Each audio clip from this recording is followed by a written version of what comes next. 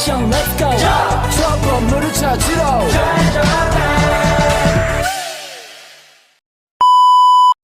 Assalamualaikum warahmatullahi wabarakatuh.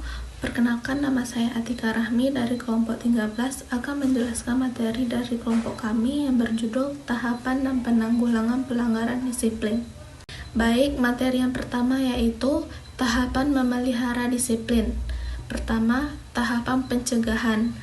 Hal-hal yang perlu diperhatikan dalam tahapan ini adalah menciptakan suasana kelas, ketepatan perencanaan dan instruksional, mengenal identitas, misalnya nama, sifat, dan kesukaan peserta didik adalah hal-hal yang penting dalam menciptakan suasana kelas.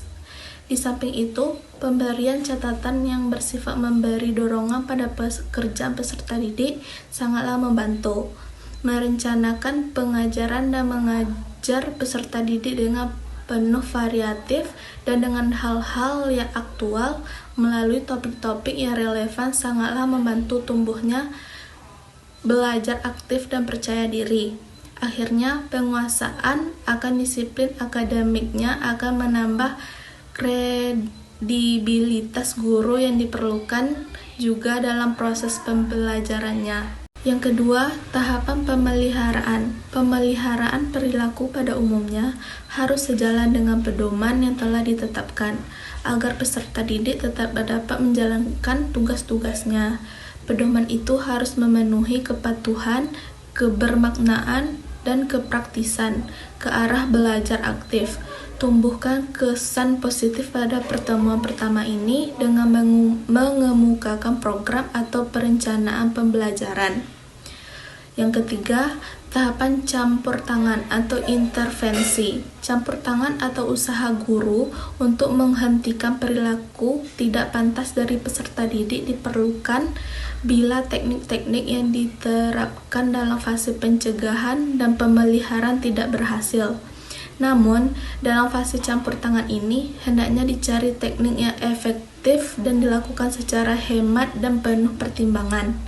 Campur tangan lebih dilakukan pada gejala utamanya daripada kepada perilaku penyimpangannya.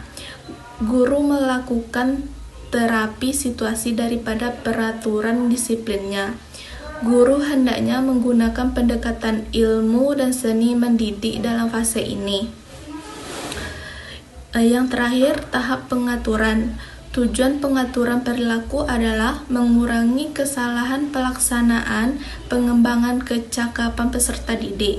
Fase ini merupakan fase penting demi tercapainya tujuan peserta didik. Guru tidak dilatih mengobati dan mereka juga menyadari kekurangan dalam menanggulangi hal-hal yang menyebabkan aneka perilaku. Baik, materi selanjutnya akan dijelaskan oleh teman saya IC. Kepada IC dipersilahkan. Baiklah, saya akan lanjutkan presentasi dari Atika Rahmi, yaitu jenis gangguan dan cara penanggulangan gangguan disiplin. Ada 6 jenis gangguan. Yang pertama yaitu gangguan percakapan. Percakapan peserta didik yang mengancam disiplin itu segera ditanggulangi. Guru dapat segera menghampiri mereka dengan memberi mereka motivasi agar kembali mengerjakan tugas-tugasnya. Atau seorang guru dapat bertanya atau meminta siswa mengajukan pertanyaan kepadanya, atau menyuruh mereka menyelesaikan tugas secara khusus kepada peserta didik yang bercakap tadi. Gangguan yang kedua yaitu gangguan melempar catatan. Gangguan melempar catatan ini muncul akibat adanya kebosanan atau ketidaktepatan dalam aktivitas belajar mengajar. Mengambil langkah hati-hati dalam situasi ini sangat penting. Tidak tepat bila guru membaca kertas yang diambil dari seorang murid tersebut secara persuasif menyatakan bahwa perbuatan itu dapat merugikan diri siswa tersendiri selain akan mengganggu ketertiban kelas. Yang ketiga yaitu jenis gangguan kebebasan yang berlebihan di antara siswa.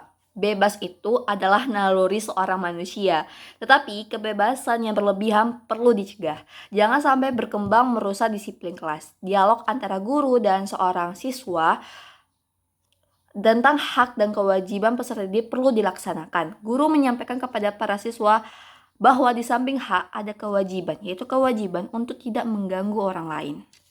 Jenis gangguan yang keempat yaitu gangguan permusuhan di antara peserta didik atau secara kelompok.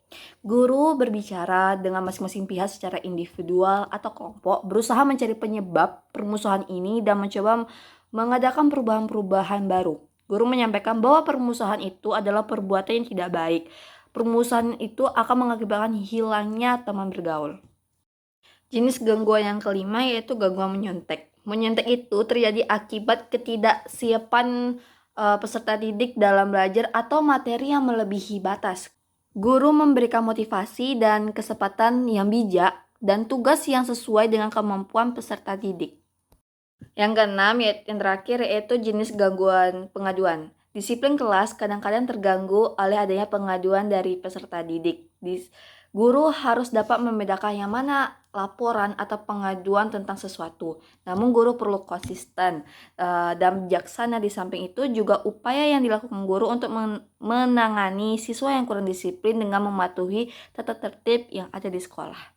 Baiklah, itulah presentasi dari kelompok 13 tentang tahapan dan penanggulangan pelanggaran disiplin. Kami ucapkan terima kasih. Kami akhiri dengan wassalamualaikum warahmatullahi wabarakatuh.